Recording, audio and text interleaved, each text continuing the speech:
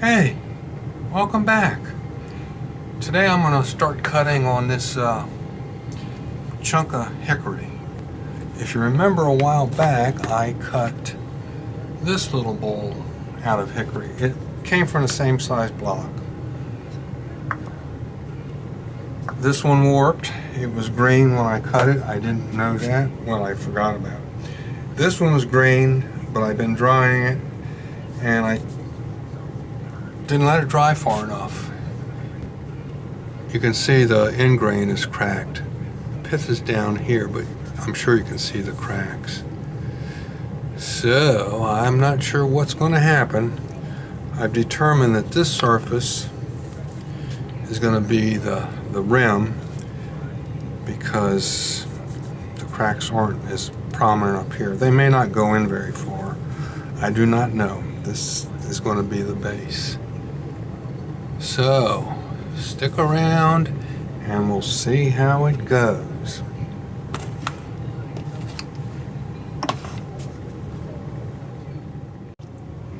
Here we go.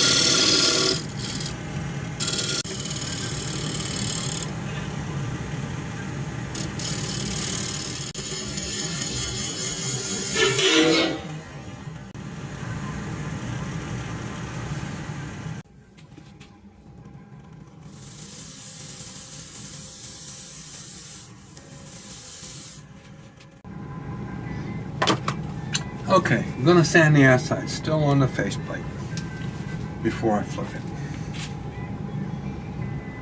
So hang in.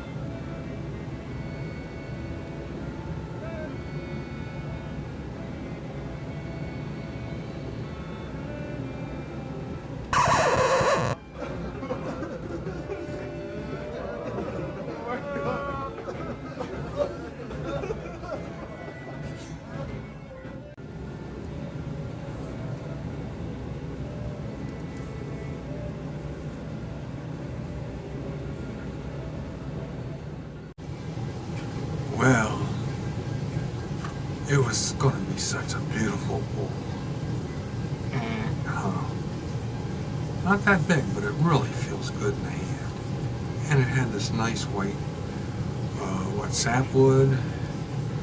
Then I decided to set off with this sort of offset here. Really nice.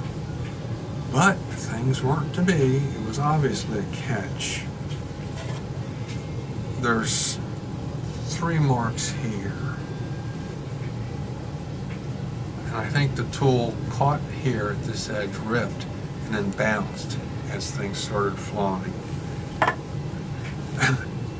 It was the funniest thing in retrospect when it flew. The first thing I noticed was the tool went kabang, and boy, it made a loud bang. And then my hands were feeling funny, I guess, and I saw something out the left corner of my eye, the piece flying off. It went 5 feet that way. It took me a long time to find. There's a lot of junk over there. Well, I am disappointed. Oh, well, I was scared, but after the fact, after all that happened, then I thought, I better do something, so I ducked. It was like 2 seconds later. It just seemed like forever. Anyway, I guess I could glue it back together. It's going to be a shop pool, that's for sure. Glue it back together and maybe artfully outline it in epoxy or milliput or carving. Because no matter how good it fits, you'll never get a wood joint to disappear in broken timber, believe me. I've tried. And there's a few gaps.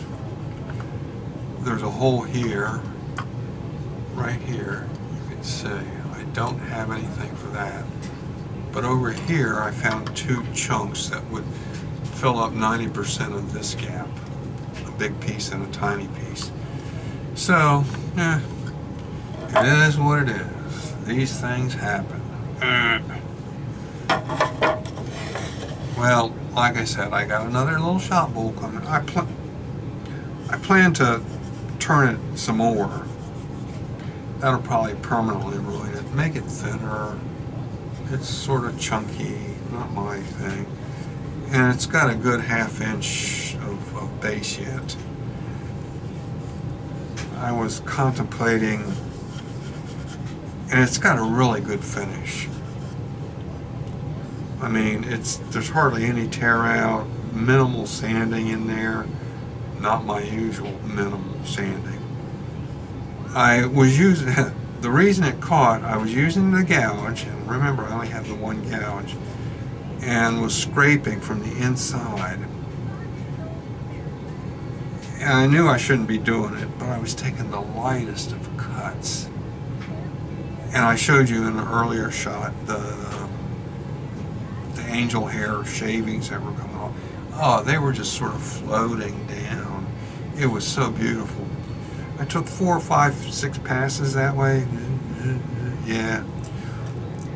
On this much of the rim. This much of the rim, the top edge. I had already done that to the inside, the first inch or so of the wall. And it was working. So then I got up to the outside rim, and I think the wood had moved a little bit, and I could feel bumps, bump, bump, bump, bump, bump, bump, you know, in one spot. So that was probably I should have listened to that. That was probably my downfall. Live and learn. I was going to use the scraper after that experiment. Most of my cuts are experiments for me. I don't know what to do, what not to do. It's not until my cerebellum catches up that I'm sure of what I'm going to be doing and knowing it will work. I guess that's the old scientist in me talking. Anyway, that's enough for now. I don't think there's any reason to go any further with any sort of money shots. I'm just going to post this and move on. So long. DGTF didn't get that far.